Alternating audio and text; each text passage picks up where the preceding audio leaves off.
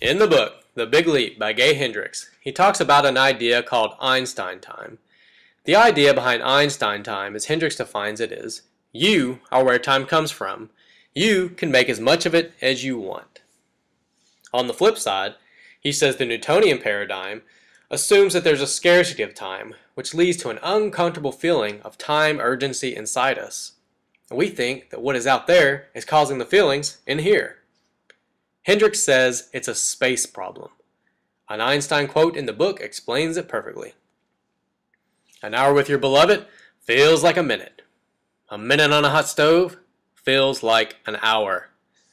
Hendricks says if you are forced to sit on a stove, you become preoccupied with trying not to occupy the space you're in.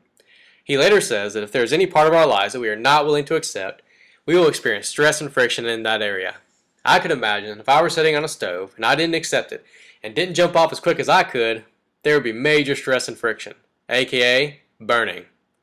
So how do we get to the point where it's the other way around, as he says, when you're embracing your beloved, where awareness flows and you're willing to occupy all space, and it feels like time flies? Here is how I understand it. There is a guy named Time. We will call him Tim E. And he has a stein. And his stein is empty, full of space. What goes into a stein? Beer. Keep saying it. Beer.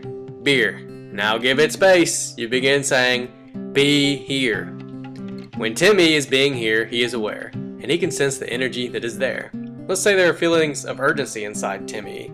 This is the time for him to be loving to himself so that whatever he feels becomes his beloved. Then he is allowing and accepting what is instead of fighting against it. This allows the energy to flow.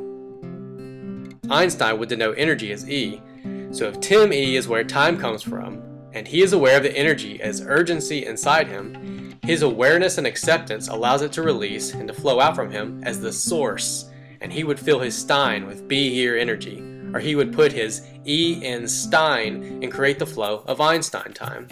So actually, it's like time is on tap, coming straight from him. Give it a whirl and become the source of time.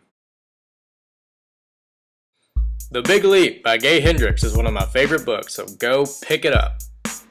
And if you would like a unique video like this made for your ideas, or have suggestions for a video you would love to see, email me at nick@nicknavatta.com.